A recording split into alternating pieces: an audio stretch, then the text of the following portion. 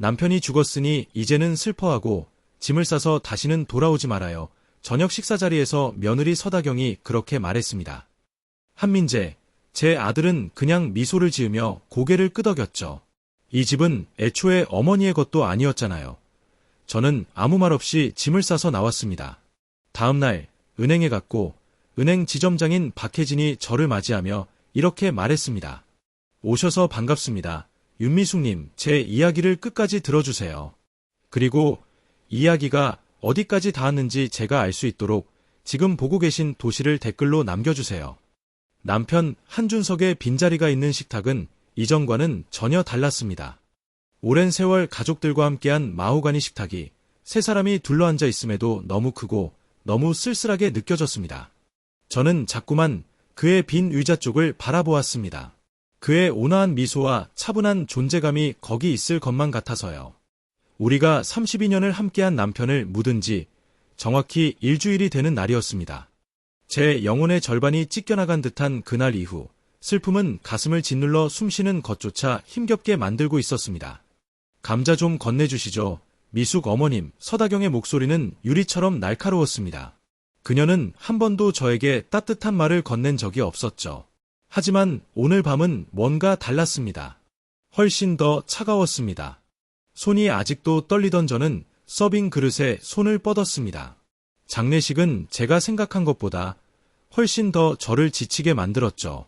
70살이 된 저는 이런 날을 맞을 준비를 했다고 생각했지만 지금 느끼는 이 텅 빈 아픔을 준비할 수 있는 방법은 없었습니다. 한민재, 43인 제 아들은 우리 둘 사이에 앉아 있었지만 이미 어느 쪽 편을 들지 정한 심판 같았습니다. 오늘 저녁 내내 그는 제 눈을 제대로 보지 않았습니다.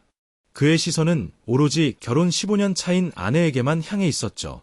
예전엔 악몽을 꾸면 제 무릎에 안겨 울던 아들이 이제는 제 눈도 마주치지 못하는 어른이 되어 있었습니다. 장례식 정말 아름다웠죠. 저는 어색한 침묵을 깨고 말문을 열었습니다. 너희 아버지가 그렇게 많은 사람들을 보면 정말 기뻐하셨을 거야. 서다경은 포크를 천천히 내려놓았습니다. 사실 미숙 어머님과 얘기하고 싶은 게 있어요. 그녀의 말투에 저는 속이 싸하게 굳어졌습니다. 저는 서다경과 한민재 사이를 번갈아 보며 막 가족을 잃은 사람들이 서로에게 보여야 할 따뜻함의 기미를 찾으려 했습니다. 하지만 그 대신 서다경의 눈엔 냉정한 계산이, 한민재의 눈엔 불편한 회피가 보일 뿐이었죠. 무슨 말이니? 제가 물었지만 마음속 깊은 곳에서는 이미 두려운 대답을 예감하고 있었습니다. 서다경은 등을 꼿꼿이 세우고 앉으며 통보를 전할 때 쓰는 특유의 자세를 취했습니다. 저는 이 모습을 이미 여러 번 보아왔습니다. 한민재가 저를 자주 찾아오지 못하게 하거나 가족 전통을 그녀의 입맛에 맞게 바꾸어야 한다고 설명할 때마다 쓰던 그 자세였죠. 한준석 아버님이 돌아가신 지금 이 집은 어머님 혼자 감당하기엔 너무 큽니다. 그녀는 달콤한 척하는 가식적인 어조로 말을 이었습니다. 너무 크다고. 저는 혼란스러웠습니다. 이 집은 30년 넘게 제가 관리해 왔는 거려. 어디가 삐걱거리고 어느 수도꼭지가 말썽인지는 손끝으로 다 알죠. 네, 그게 바로 문제예요. 서다경은 미소를 지우고 말했습니다. 어머님도 이제 연세가 있고 이렇게 큰 집을 유지하는 데엔 비용도 많이 듭니다. 한민재랑 저는 어머님께서 더 적절한 곳으로 이사하시는 게 좋겠다고 생각해요. 그 말은 마치 몸에 칼이 꽂히는 듯한 충격이었습니다. 이사하라니요? 여기는 제 집입니다. 저와 한준석이 함께 삶을 쌓아온 곳이고 한민재가 자란 곳이에요. 결국 한민재도 마지못해 입을 열었습니다. 목소리는 겨우 들릴 정도였습니다. 어머니, 서다경 말이 맞아요. 유지비만 해도 감당이 어려우실 거예요. 나는 무기력하지 않아. 민재, 저는 약간 목이 메인 채로 말했습니다. 그리고 이 집은 너희 아버지와 내가 오랫동안 저축해서 겨우 마련한 거야. 이 집 구석구석엔 우리 삶의 기억이 깃들어 있어. 서다경의 표정은 단단히 굳어졌습니다. 기억으로는 수도세도 못 내고 재산세도 못 내요. 현실적으로 생각하세요. 미숙 어머님, 저는 그녀를 똑바로 바라보았습니다. 15년 동안 제 아들을 서서히 제 곁에서 멀어지게 만든 여자. 매주 일요일 엄마와의 식사가 너무 부담스럽다며 명절 일정도 자신들의 가족 중심으로 바꾸자며 아들을 설득했던 바로 그 여자였습니다. 그래서 정확히 뭘 말하고 싶은 거죠?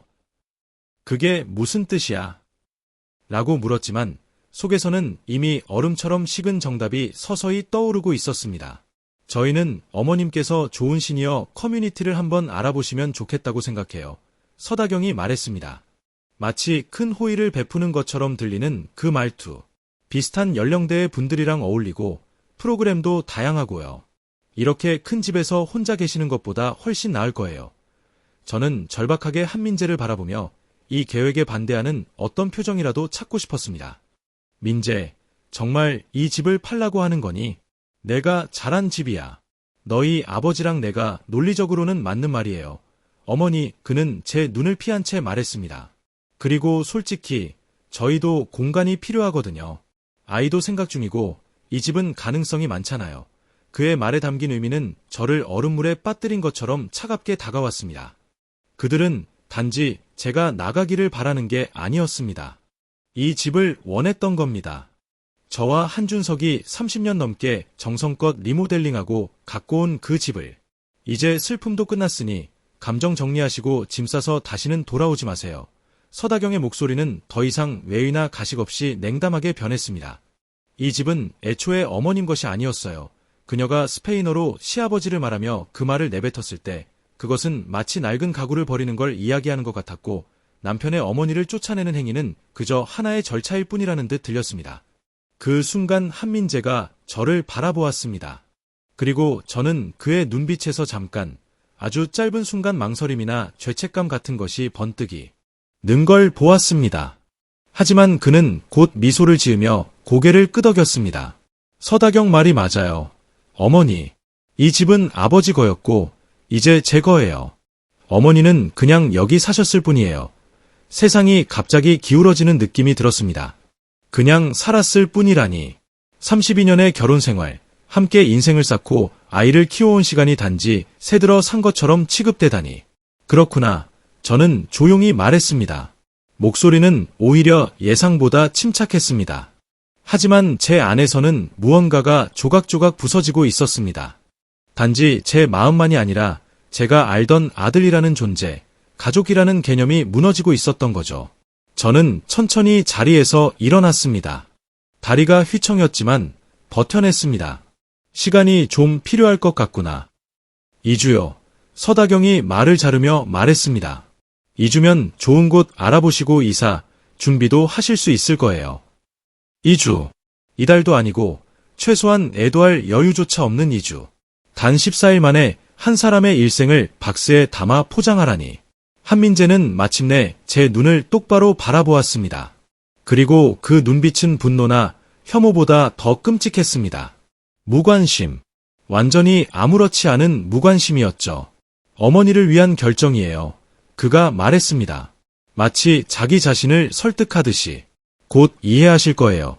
저는 한준석과 함께 사용하던 침실로 천천히 올라갔습니다. 계단 하나하나가 산을 오르는 것처럼 느껴졌습니다. 방 안엔 아직도 그의 향수 냄새가 남아있었고 침대 옆 탁자엔 심장마비 전날 밤 그가 벗어두었던 안경이 그대로 놓여 있었습니다. 저는 침대 끝자락에 앉아 화장대 거울 속 자신의 모습을 바라보았습니다. 거울 속 여인은 71세보다도 더 늙어 보였습니다. 은발은 축 늘어졌고 충격과 슬픔으로 인해 푸른 눈동자에는 생기가 없었습니다. 단 2주 후면 저는 이 방을 떠나야 합니다. 단 7일 전 한준석에게 마지막 작별 인사를 했던 이 공간에서 32년의 결혼 생활을 박스에 담아야 합니다. 이 모든 것을 더 이상 제게 속하지 않는다고 말한 아들에게 넘겨야 합니다. 하지만 어둠이 깔려가는 그 방 안에서 슬픔과 충격 아래에서 무언가가 조금씩 피어나기 시작했습니다. 아주 단단하고 작지만 확고한 무언가. 결심. 한준석이 재정을 관리했지만 그는 저에게 꼼꼼함과 세부 사항의 중요성을 가르쳐 주었죠. 내일 저는 준비를 시작할 겁니다. 은행에 연락해서 제가 정확히 무엇을 상속받았는지부터 알아볼 것입니다. 왜냐하면 한민재와 서다경이 저를 이 가족에서 흔적 없이 지우려 했다면 그 대가가 뒤따른다는 걸 곧 알게 될 테니까요.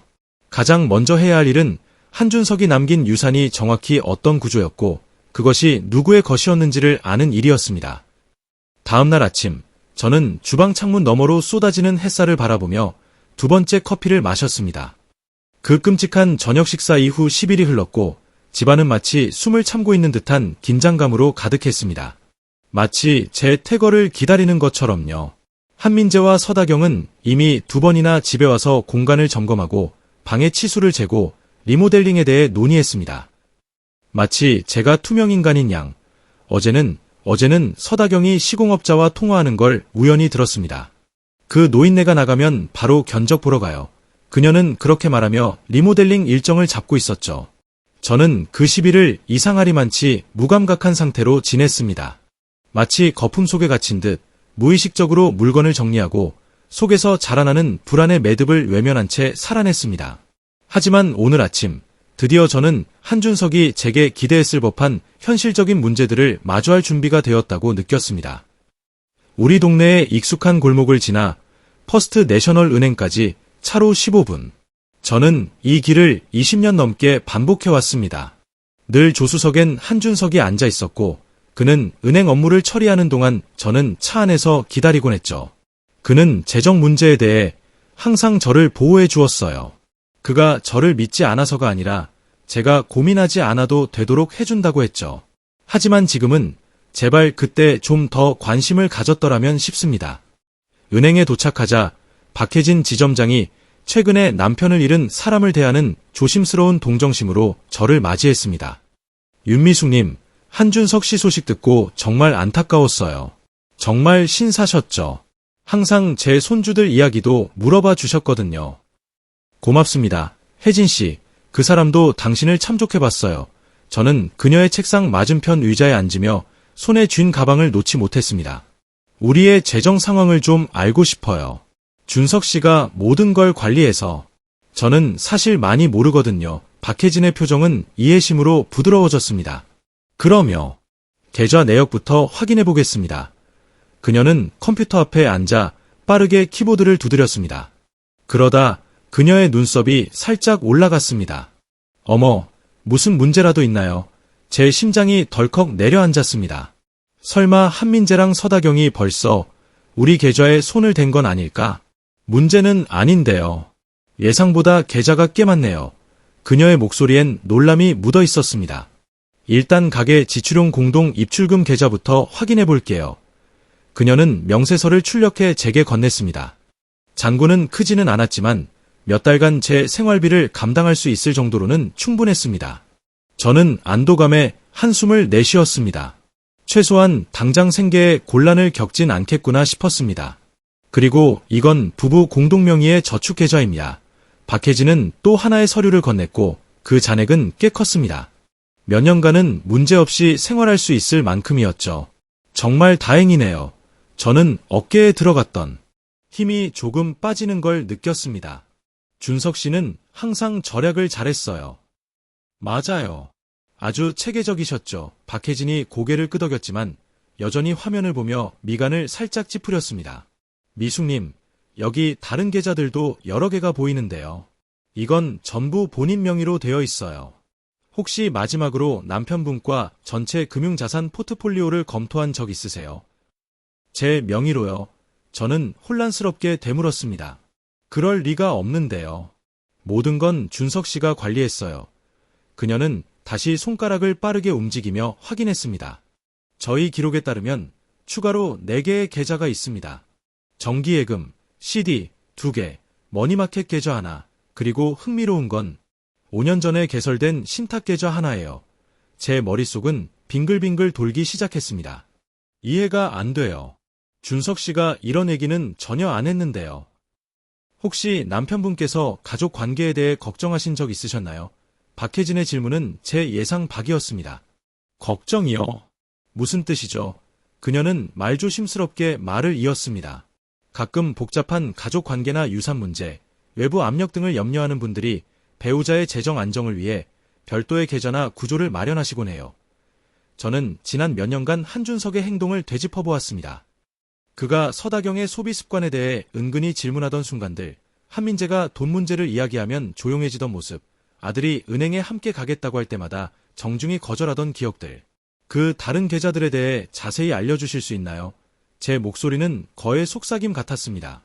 박혜진은 몇 장의 문서를 더 출력했습니다.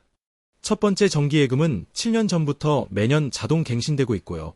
두 번째 정기예금은 3년 전에 개설된 것이었습니다. 머니마켓 계좌에는 공동 입출금 계좌에서 자동 이체가 계속되어 왔습니다. 금액은 소액, 한 번에 5만 원 정도씩이었지만 오랜 기간 쌓여왔죠.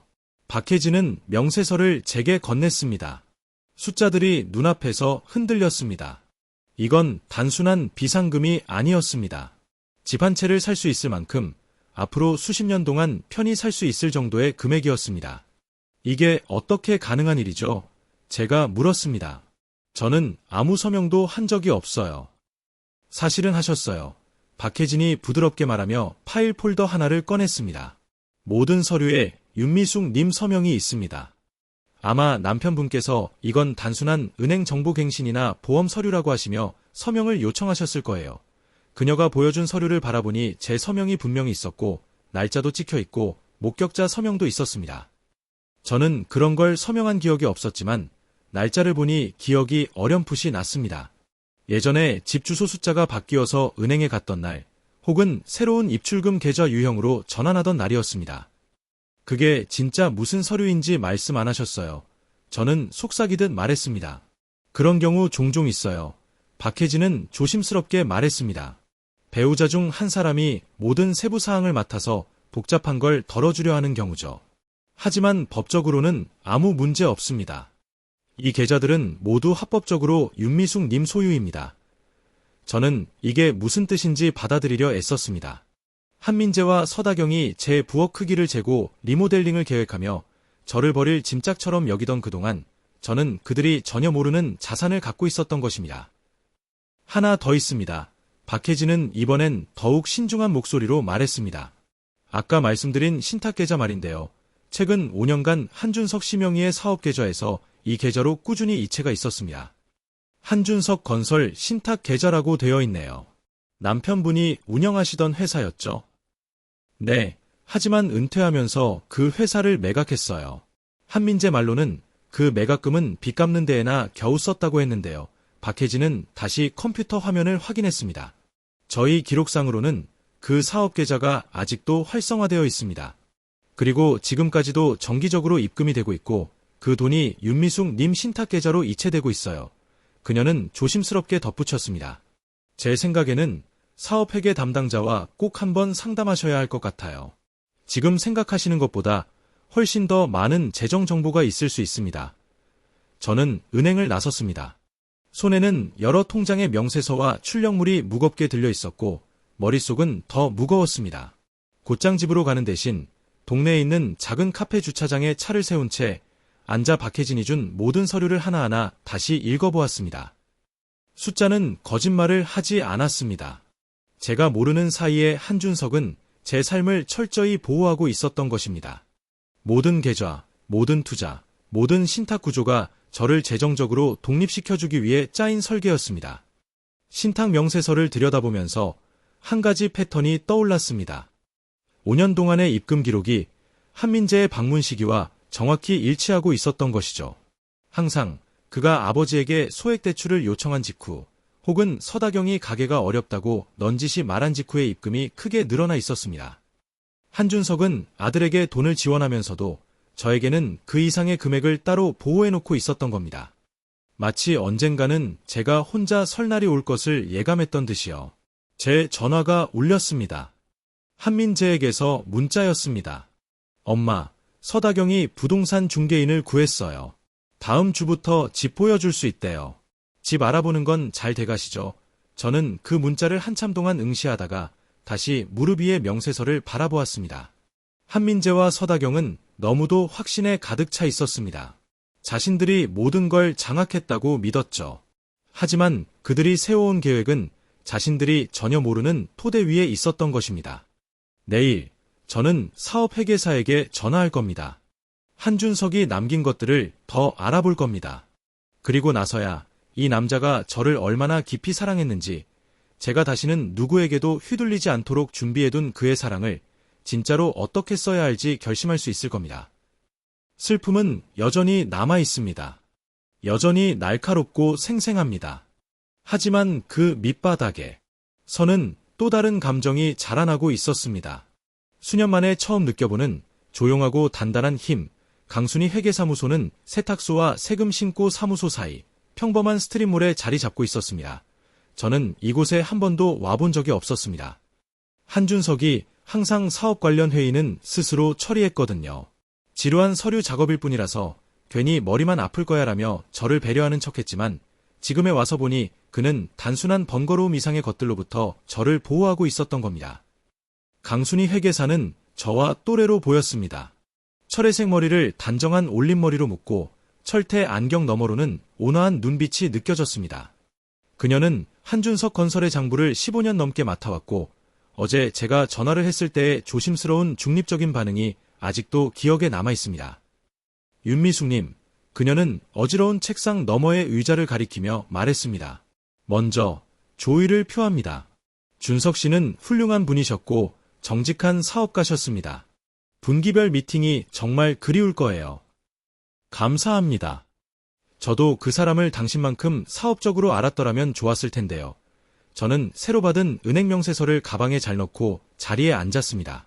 사실 지금 우리 재정 상황이 어떻게 되어 있는지 알고 싶어요. 은행에서 아직도 사업소득이 발생하고 있다고 하더라고요. 저로서는 전혀 몰랐던 일이에요. 강순희의 눈썹이 살짝 올라갔습니다. 몰랐다고요? 그건 의외네요.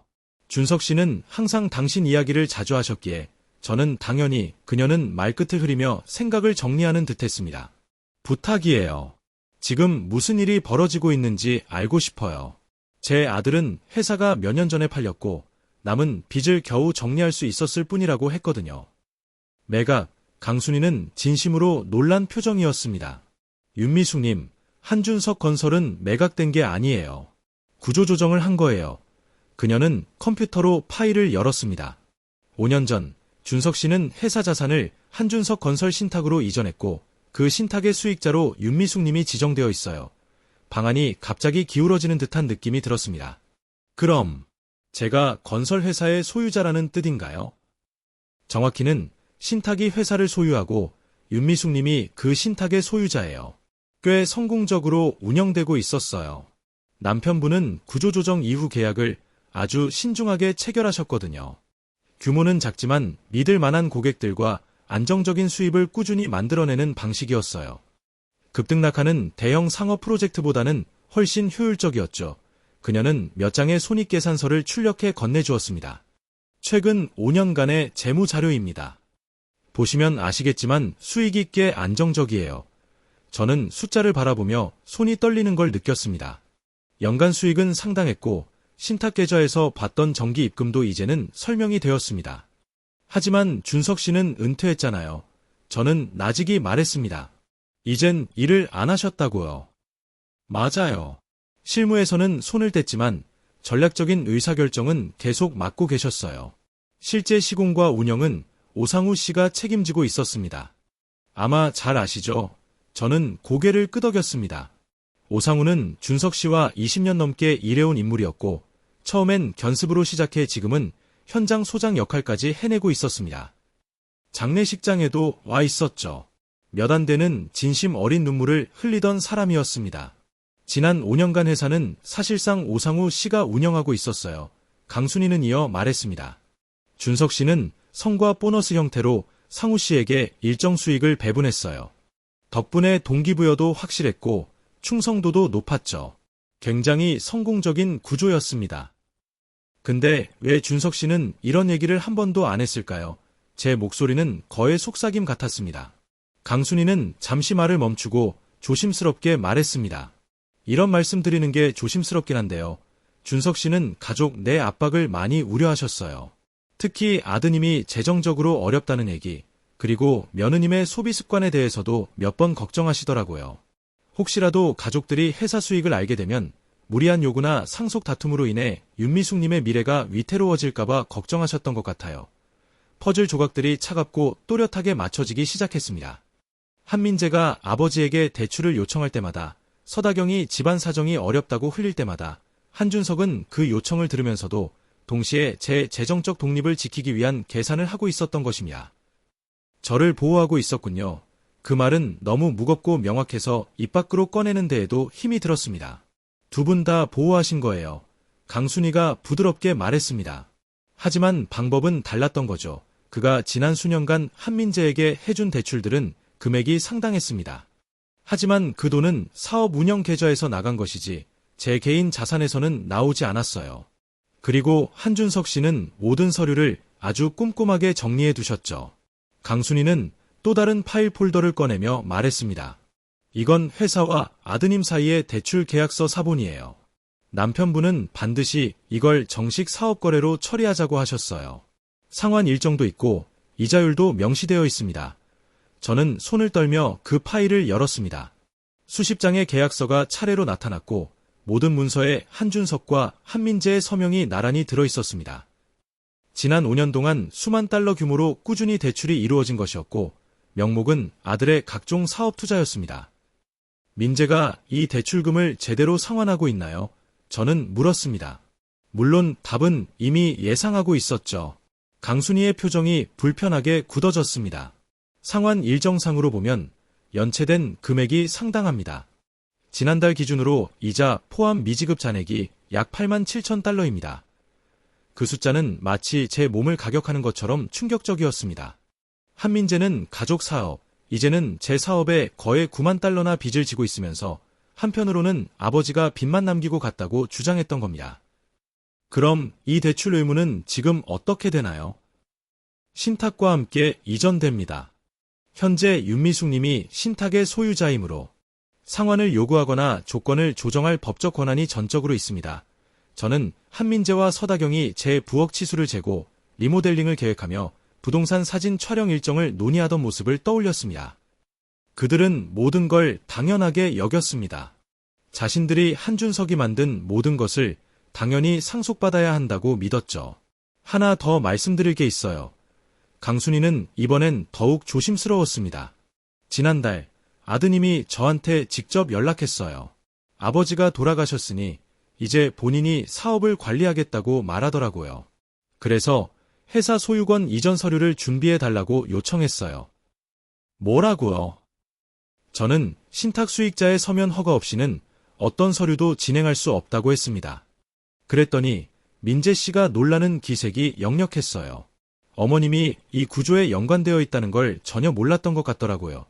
그러니까 그는 집뿐 아니라 사업까지 자기 것으로 만들려 했던 겁니다. 제가 슬픔에 빠져 무기력해 있을 거라고 아무것도 모른다고 순진하게 믿고 있었던 거죠.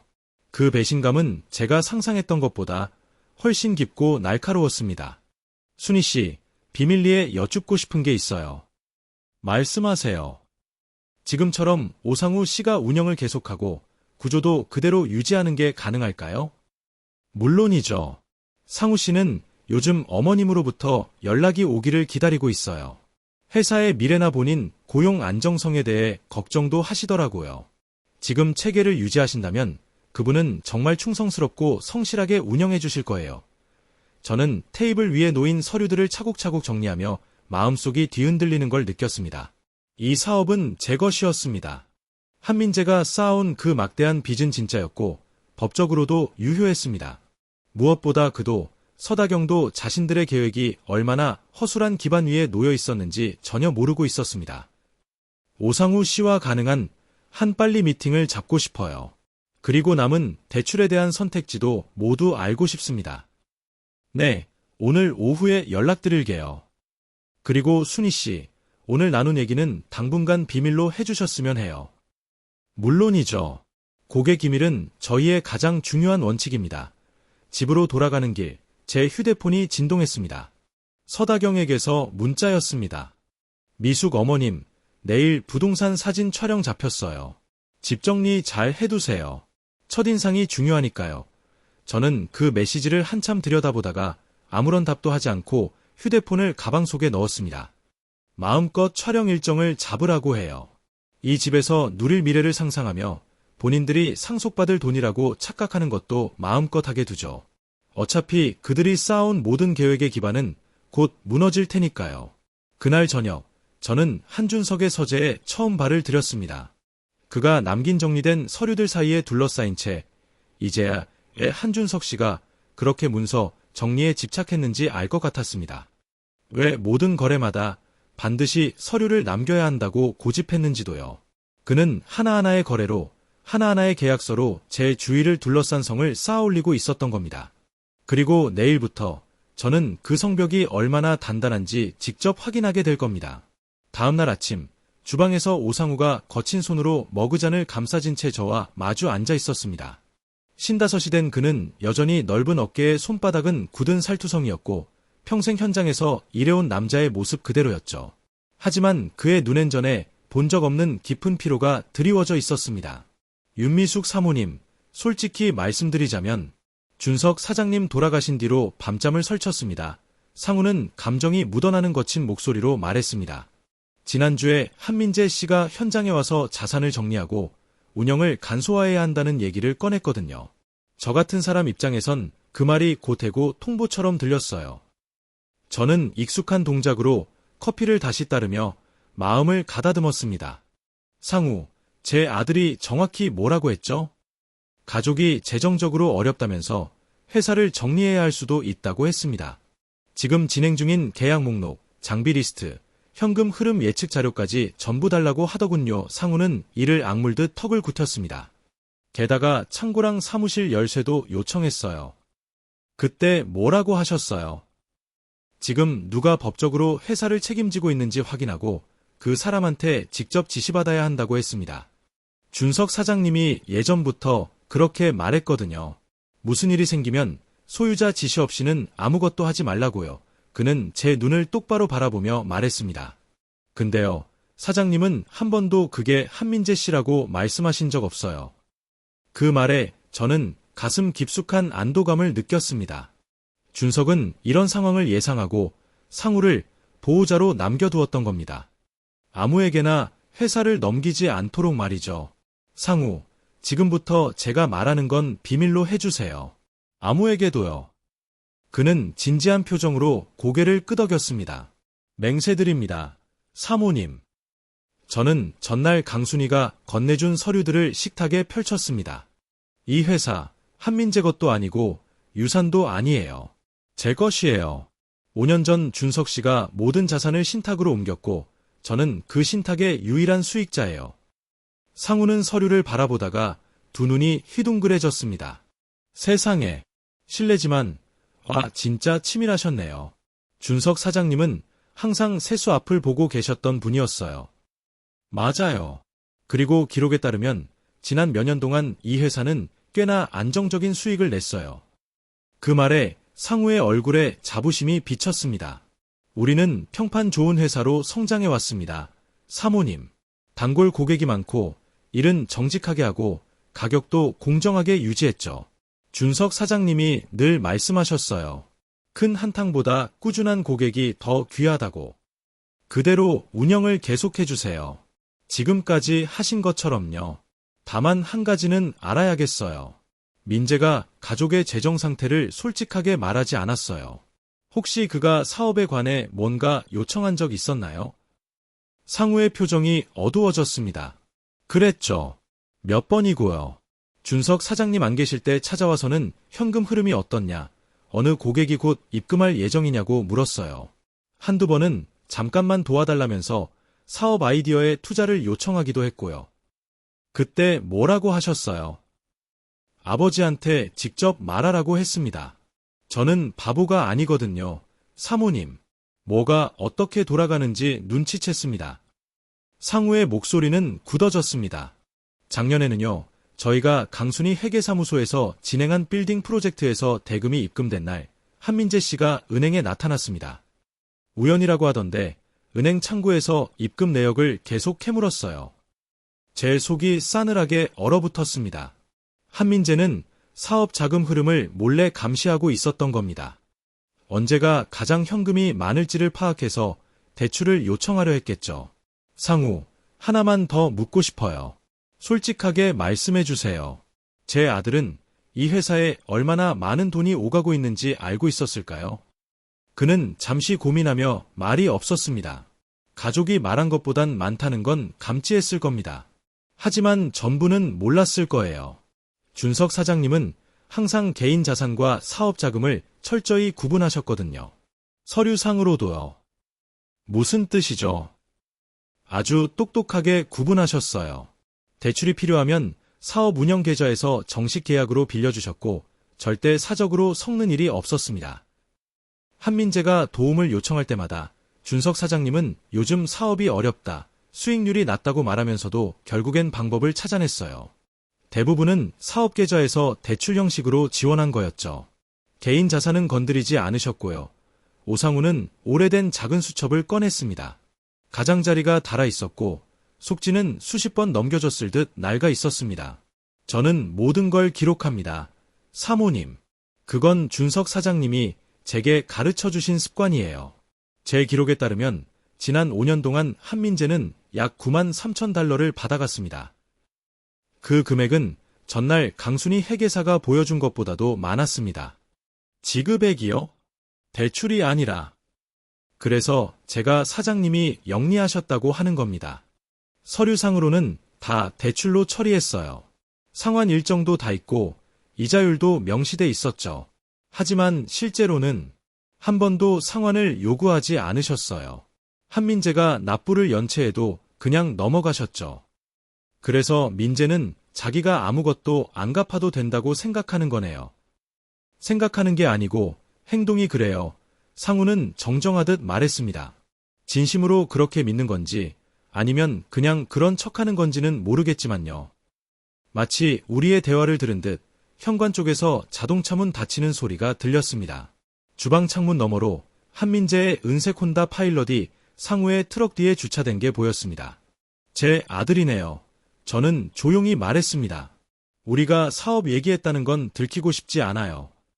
상우는 고개를 끄덕이며 재빨리 서류를 모아들었습니다. 윤미숙 사모님, 어떤 결정을 하시든 전적으로 지지하겠습니다. 준석 사장님이 당신을 믿고 모든 걸 맡기셨잖아요.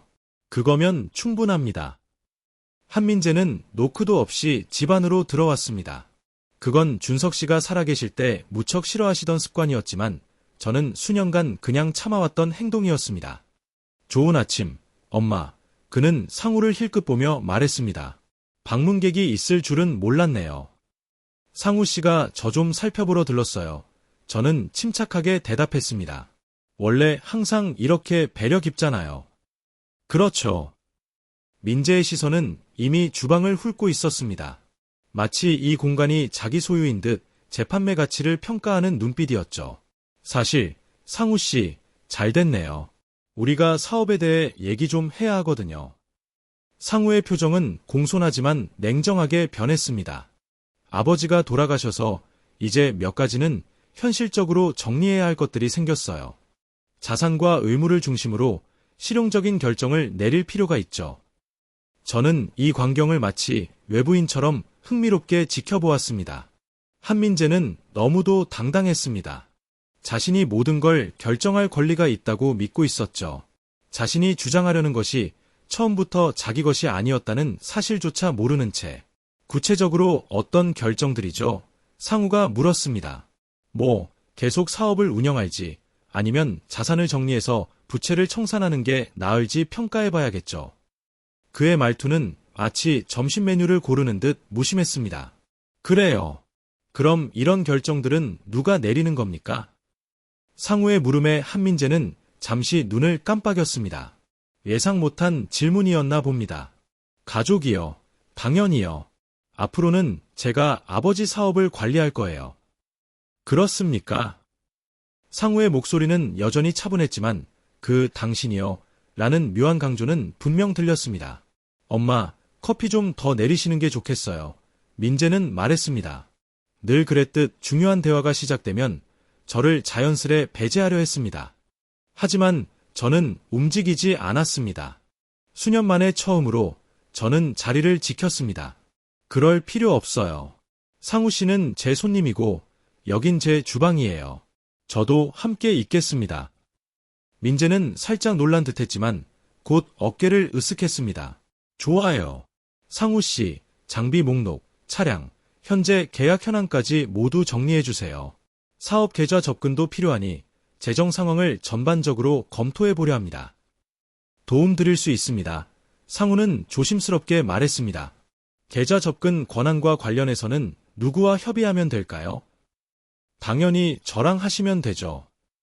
그리고 한민재 씨가 한준석 건설 계좌에 접근할 법적 권한이 있다는 증거는 있으신가요? 주방은 조용해졌고 싱크대 오래된 벽시계 소리만 들렸습니다. 한민재의 얼굴이 붉어지며 당황과 짜증이 뒤섞인 감정이 솟아올랐습니다. 그러니까 그게 내가 보기엔 내가 지금 상황을 잘 이해 못하는 것 같아. 한민재는 말했다. 그의 목소리는 익숙한 상대를 얕잡아 볼 때 나오는 그 오만한 어조로 변해 있었다. 이건 무슨 적대적인 인수 같은 게 아니야. 아버지 일 정리하고 가족들 다 잘 챙기려는 거잖아. 근데 당신들이 이렇게 비협조적이면 난 할 수 있는 게 없다고. 비협조하려는 게 아닙니다. 오상우는 침착하게 대답했다. 단지 제가 누구 지시에 따라야 하는지 분명히 하고 싶은 겁니다. 한준석 사장님은 절차랑 문서화에 굉장히 철저하셨어요. 한민재는 저를 돌아보며 지지를 기대하는 눈빛을 보냈습니다. 엄마, 상우 씨한테 아버지 사업은 내가 맡아서 하고 있다고 말 좀 해주세요. 저는 잠시 그를 바라봤습니다. 제 집을 몰래 팔려 했고 아버지의 자산이 없다고 거짓말하며 9만 달러 가까운 빚을 숨기던 사람. 저는 선택을 했습니다. 사실은 말이야, 민재, 상우 씨가 맞는 말을 하고 있어. 저는 조용히 말했습니다. 너희 아버지는 항상 절차와 법적인 문서에 신경 썼단다. 민재는 마치 제가 갑자기 두 번째 얼굴이라도 생긴 것처럼 저를 바라보았습니다. 무슨 소리야, 엄마. 내 말은 모든 걸 적법하고 정확하게 처리하자는 거야. 그게 얼마나 중요한지는 너도 알잖니. 이 대화가 시작된 이후 처음으로 한민재의 얼굴에 확신 대신 불안이 스며들었습니다. 그리고 저는 수년 만에 처음으로 어떤 감정을 느꼈습니다. 권위. 새날 뒤 오전 7시 예상했던 전화가 울렸습니다. 누군가의 권위를 정면으로 거부하면 그에 따른 반격이 오기 마련입니다. 특히 그 누군가가 평생 자기 뜻대로 해왔던 사람이라면 더더욱. 엄마, 지금 당장 얘기 좀 해야겠어요. 한민재의 목소리는 분노를 억누른 듯 단단했습니다. 다경이랑 곧갈게요. 지금은 좀 이르지 않니? 이건 미룰 수 없는 일이에요. 20분 후에 도착할게요. 전화를 끊는 소리가 답이었습니다. 저는 천천히 옷을 입었습니다. 준석 씨가 늘 절제되면서도 우아하다고 말해줬던 네이비 블루 원피스를 선택했죠. 이게 대면이라면 저 역시 준비된 모습으로 마주하겠다는 뜻이었습니다. 정확히 20분 뒤 초인종이 울리기도 전에 서다경의 하이힐 소리가 현관을 두드리듯 들렸습니다. 저는 먼저 문을 열었습니다. 제 집에서 제가 먼저 나서는 작은 주도권이었습니다. 좋은 아침, 저는 마치 차 한잔 하러 온 사람을 맞이하듯 담담하게 말했습니다. 다경은 인사도 없이 거칠게 거실로 들어왔습니다. 고급 브랜드의 핸드백은 마치 방패처럼 움켜진 채 한민재도 뒤따랐고 두 사람 모두 문과 저 사이에 서 있었습니다. 그건 분명한 압박 전술이었죠. 엄마, 지금 무슨 생각으로 이런 장난을 치시는 건지 모르겠어요. 민재가 시작했습니다. 상우 씨가 어제 전화해서 사업 관련 정보를 내게 줄 수 없다고 했어요. 무슨 말을 하신 거예요? 저는 준석 씨가 즐겨 앉던 안락의자에 조용히 앉았습니다. 거실 전체가 한눈에 들어오는 자리였죠. 절차를 따르라고 했단다. 너희 아버지도 그걸 중요하게 여기셨으니까. 절차, 다경의 목소리는 날카로웠습니다. 민재는 한준석 씨의 아들이자 상속인이에요. 더 무슨 허가가 필요하죠? 법적 허가요. 저는 차분히 말했습니다. 실제 소유권이 있는 사람이 가진 권한 말이에요. 한민재의 눈이 가늘게 좁아졌습니다. 무슨 말이야, 엄마. 아버지 유언장엔 가족에게 모든 걸 넘긴다고 돼 있어. 난 집행인이니까 유산 정리까지는 내가 자산을 관리하게 돼 있어. 그게 완전히 맞진 않아, 민재. 저는 옆 테이블에 준비해뒀던 서류 폴더를 집었습니다. 강순이 회계사가 준 신탁 서류가 들어있던 그것. 민재와 다경은 제가 폴더를 여는 순간 긴장했습니다. 유언장에는 아버지의 개인 소유물과 이 집은 가족에게 남긴다고 돼 있지. 하지만 한준석 건설은 유산에 포함되지 않아. 지난 5년간 그 회사는 신탁 소유였단다. 뭐라는 거야? 민재가 외쳤습니다. 저는 신탁 문서를 꺼내 커피 테이블 위에 내려놓았습니다. 한준석 건설은 2019년부터 한준석 건설 신탁의 소유야. 그리고 그 신탁의 유일한 수익자는 나란다. 정적이 거실을 가득 메웠습니다. 다경이 먼저 손을 뻗어 서류를 잡았습니다. 그녀의 매니큐어, 칠해진 손가락이 떨렸습니다. 한민재는 그녀의 어깨 너머로 문서를 읽으며 얼굴이 점점 하얘졌습니다. 이건 말도 안 돼. 서다경이 속삭였습니다. 당신은 사업에 대해선 아무것도 모르잖아요. 수표 정리도 한 번 안 해봤잖아. 맞아요. 몰랐죠. 제가 대답했습니다. 그건 내 아버지가 다 맡아서 했으니까. 하지만 분명히 아버지는 내가 몰랐던 우리 가족의 진짜 모습을 알고 있었던 것 같아. 한민재는 마치 다리에 힘이 풀린 듯 소파에 주저앉았습니다. 하지만 사업이 힘들었다고 했어. 항상 마진이 적고 간신히 돌아간다고. 사실 사업은 꽤 수익이 좋았어요. 저는 지난 5년간의 재무제표를 꺼내 건넸습니다. 민재의 얼굴이 점점 창백해지는 걸 보며 마치 누군가 체스 경기인 줄 알고 뛰어들었는데 모두가 바둑을 두고 있었던 걸 깨달은 듯한 얼굴이었습니다. 이 수익들.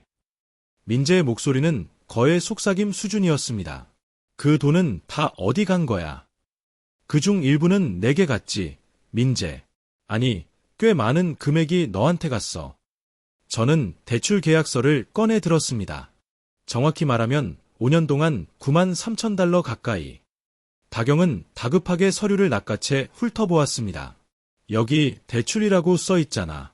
민재, 당신 그건 선물이라고 했잖아. 아버지가 우리가 자리 잡을 수 있게 도와준 거라고. 선물이었어. 민재가 말했지만 그의 목소리에는 확신이 사라져 있었습니다. 아버지는 돈을 갚으라고 한 적도 없었고 상환 일정 같은 건 얘기조차 안 했어. 사실은 하셨지. 제가 조용히 말했습니다. 강순희 회계사님은 그 모든 대화 내용, 미납 기록, 아버지가 상환을 요구하지 않고 기한만 연장해 주신 내역까지 전부 가지고 있어. 그제야 현실이 두 사람에게 서서히 스며드는 것이 보였습니다. 민재는 아버지의 관대한 지원이 영원히 계속될 거라고 믿고 재정 계획을 세웠고 미래의 수입을 담보로 생활하고 있었던 거죠. 하지만 이건 아무것도 바꾸지 않아 다경이 갑자기 말했습니다. 그녀의 목소리엔 다급함이 묻어 있었습니다. 집은 여전히 민재 거야. 건설회사 하나보다는 그게 훨씬 값지잖아. 그래요. 제가 부드럽게 물었습니다. 다경의 눈에는 분노와 공포가 섞인 광채가 번쩍였습니다. 장난치지 마요. 윤미숙 씨, 이 집은 최소 5억 원은 될 거예요. 맞아요. 아주 근사한 집이죠. 물론 대출 문제가 있긴 하지만요. 민재가 고개를 번쩍 들었습니다. 대출. 아버지가 이 집 다 갚았다고 했는데요. 그랬지. 하지만 1년 반 전에 너희 아버지는 주택담보대출을 받으셨어. 꽤 큰 금액이었고. 저는 어제 준석 씨의 서재에서 발견한 서류를 꺼냈습니다. 폴더엔 비상자금이라고 적혀 있었고 안에는 3억 5천만 원 상당의 주택담보대출 서류가 정리돼 있었습니다. 그 자금은 한준석 건설 신탁 계좌로 이체됐어. 그러니까 그 돈 역시 내 유산이 된 셈이지. 다경의 얼굴은 하얗게 질렸습니다. 그럴 리가 없어. 우리가 모를 리가 없잖아. 서명도 해야 했을 텐데. 아버지는 그 당시 집의 단독 명의자였어. 제가 끼어들었습니다. 나는 배우자로서 생존 권리만 있었고 공동 소유자가 아니었어. 그러니 서명이 필요 없었던 거야.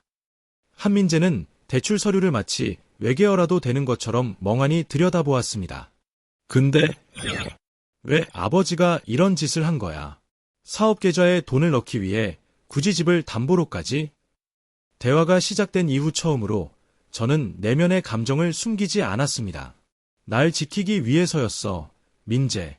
어떤 일이 있어도 내가 재정적으로 독립할 수 있도록 말이야. 누구로부터요? 그의 목소리는 쉰 듯 거칠었습니다. 바로 지금 이 상황으로부터. 저는 주위를 둘러보며 손짓했습니다. 가족이라고 하면서 나를 짐처럼 여기는 사람들, 나를 이 집에서 내쫓으려 했던 바로 그 현실로부터. 다경의 포장은 완전히 무너졌습니다. 당신이 조종한 거잖아. 죽어가는 사람한테 모든 걸 바꾸게 한 거야. 아니, 다경. 내 아버지는 그때 건강했어. 이 신탁들은 다 미리 계획된 거야. 그리고 그가 이런 시나리오를 미리 대비할 만큼 가족을 그렇게 봤다는 건 많은 걸 말해주지 않니? 민재의 손은 서류 위에서 떨리고 있었습니다. 엄마, 우리 타협할 수 있잖아. 엄마가 건설 회사랑 집을 다 관리할 수는 없잖아요. 이 집은 우리 가족의 집이잖아. 이 집은 가족에게 남겨줘야 해. 한민재가 말했습니다. 그리고 그렇게 할 거야, 민재. 이 집은 내가 지킬 거니까. 그럼 담보대출은요? 서다경은 다급하게 물었습니다. 그걸 어떻게 감당하실 건데요? 너희 아버지가 의도한 방식 그대로 제가 대답했습니다. 한준석 건설의 수익으로. 오상우 씨는 회사가 안정적으로 운영되고 있다고 했고, 강순희 회계사는 현금 흐름만으로도 대출 상환은 물론 제 생활비까지 충분히 감당된다고 하더구나. 저는 조용히 자리에서 일어나며 원피스를 매만졌습니다. 그런데 내가 이사 간다고 하지 않았니? 여전히 훌륭한 생각 같아. 물론 나한테 해당되는 얘기는 아니고 너희가 새로운 시작을 하기엔 어딘가 더 어울리는 곳이 있을 거야. 한민재는 저를 보며 마치 처음 보는 사람을 대하듯 멍하니 쳐다보았습니다. 엄마, 이건 진심이 아니잖아요.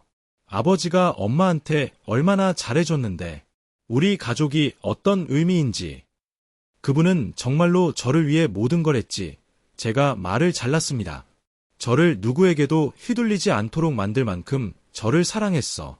그리고 이제야 깨달았어. 내가 얼마나 그 보호가 필요했는지. 다경은 이미 문가에 가 있었습니다. 그녀의 얼굴은 분노와 당혹감으로 일그러져 있었습니다. 이게 끝날 거라고 생각하지 마요. 윤미숙 씨, 우리 법적으로 다 따질 거예요. 다 뒤엎을 거예요. 시도해보세요. 저는 차분하게 말했습니다. 하지만 알아둬요. 내 아버지가 한 일은 전부 합법적이고 정식 문서로 처리된 일이야. 강순희 회계사가 모든 관련 서류를 제 변호사에게 이미 넘겼어요. 민재는 문을 나서기 직전 혼란과 상처가 섞인 표정으로 멈춰 섰습니다. 이해가 안 돼. 엄마, 왜 우리한테 이런 짓을 하는 거예요? 나는 너희에게 아무것도 하지 않았어, 민재. 단지 너희가 나한테 하려던 걸 막았을 뿐이야.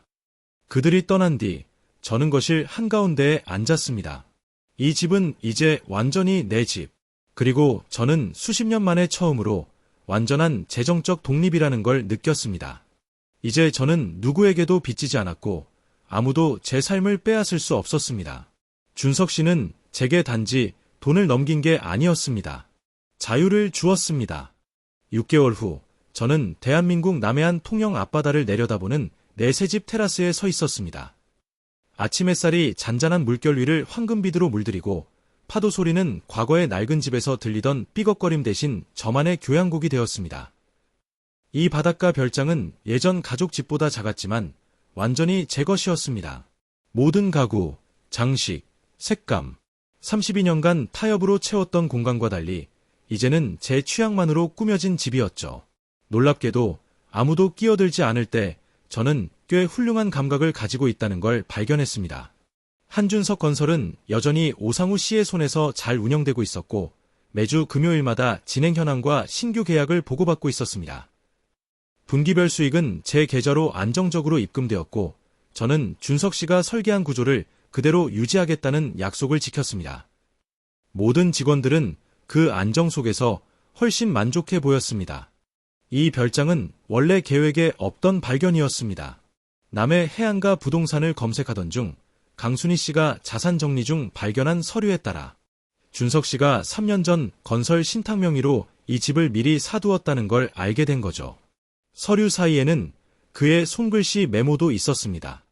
미숙이 바다 바람 쐬고 누구 눈치도 안 보고 살 준비가 됐을 때를 위해. 죽음 이후에도 그는 여전히 절 돌보고 있었습니다. 오늘은 특별한 날이었습니다. 마지막으로 남은 과거 정리의 조각을 마무리하기 위해 변호사가 들를 예정이었죠.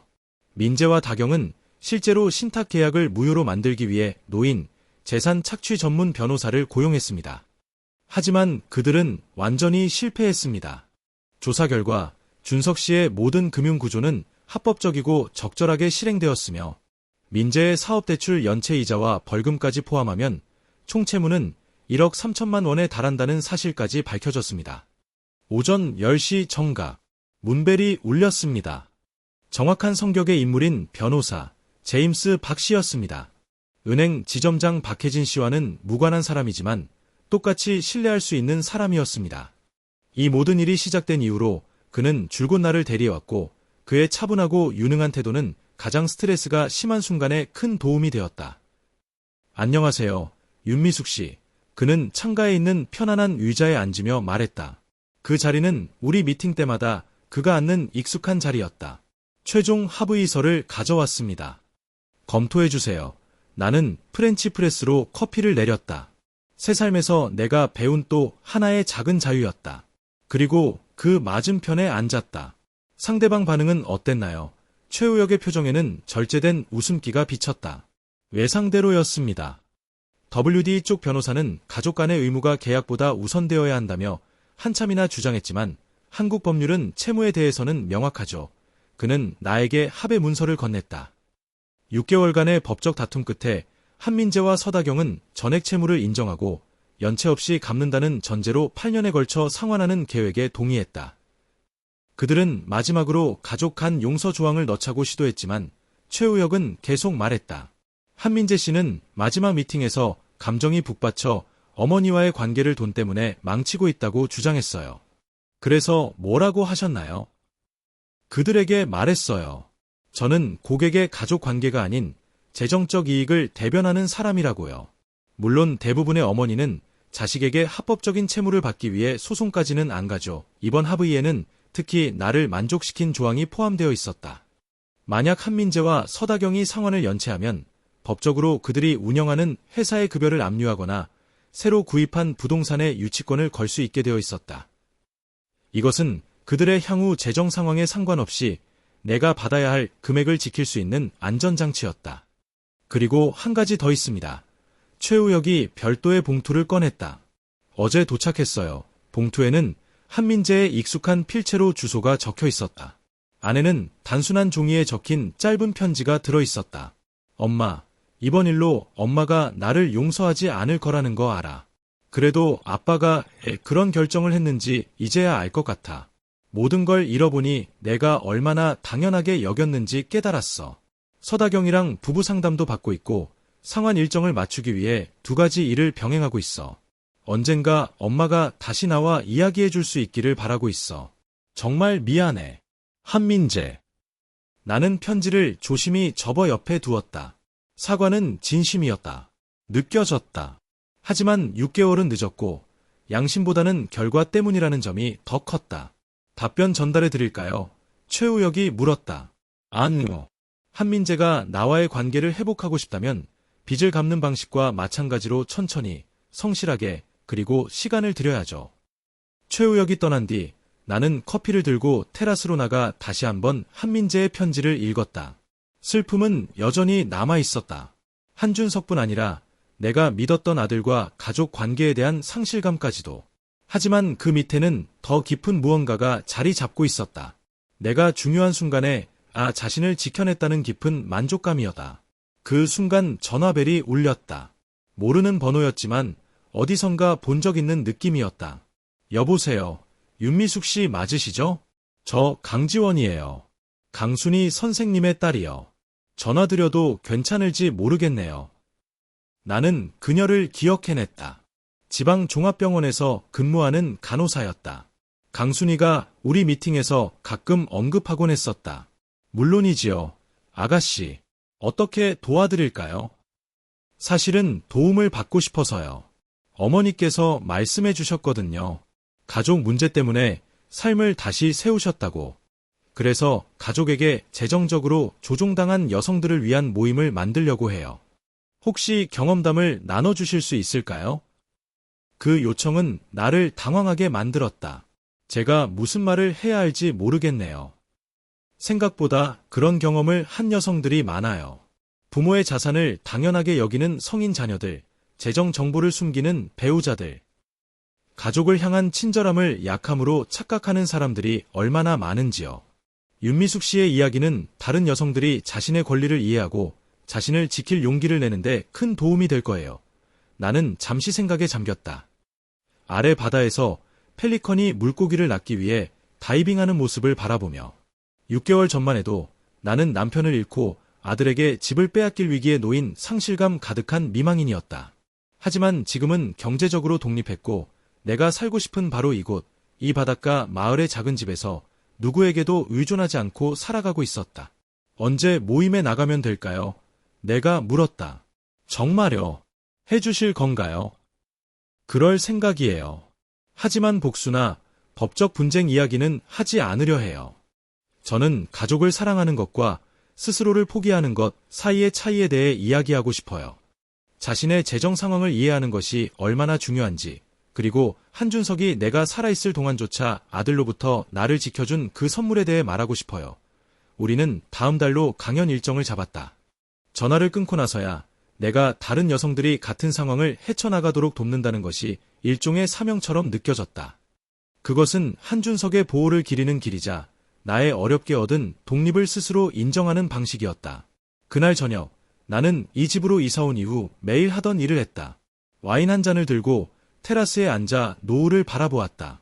이 풍경, 이 평화, 이 자유가 전적으로 내 것이라는 단순한 사실에 감사하는 시간이었다. 아무도 내게서 이것을 빼앗을 수 없었다. 아무도 내 삶에서 나를 밀어낼 수 없었다. 아무도 나를 쓸모없는 사람으로 간주해 결정할 수 없었다. 집안은 고요했고 멀리서 들려오는 갈매기 소리와 파도 소리만이 귓가에 울렸다. 내일 나는 정원을 돌보고 시내에 있는 작은 비스트로에 점심을 먹으러 갈지도 모른다.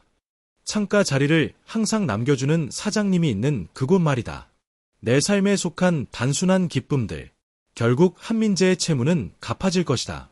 그가 책임감 있게 상환하든 아니면 사업체의 급여 압류를 통해서든 법적 하부는 그의 선택과 상관없이 정의가 실현되도록 보장해 주었다.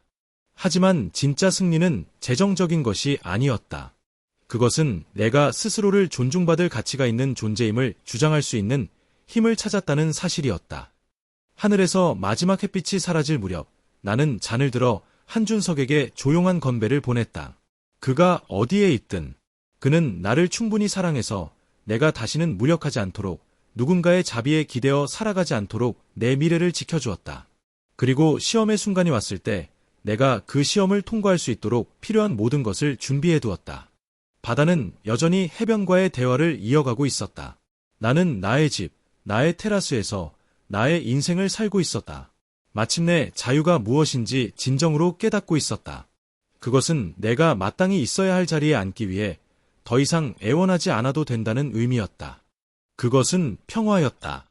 이제 이야기를 듣고 계신 여러분께 묻고 싶어요. 만약 여러분이 저였다면 어떻게 하셨을까요? 혹시 비슷한 일을 겪어보신 적 있으신가요? 아래에 댓글로 남겨주세요. 그리고 마지막 화면에는 채널에서 가장 사랑받는 다른 두 이야기를 소개해둘게요. 꼭 보시길 바랍니다. 여기까지 시청해주셔서 감사합니다.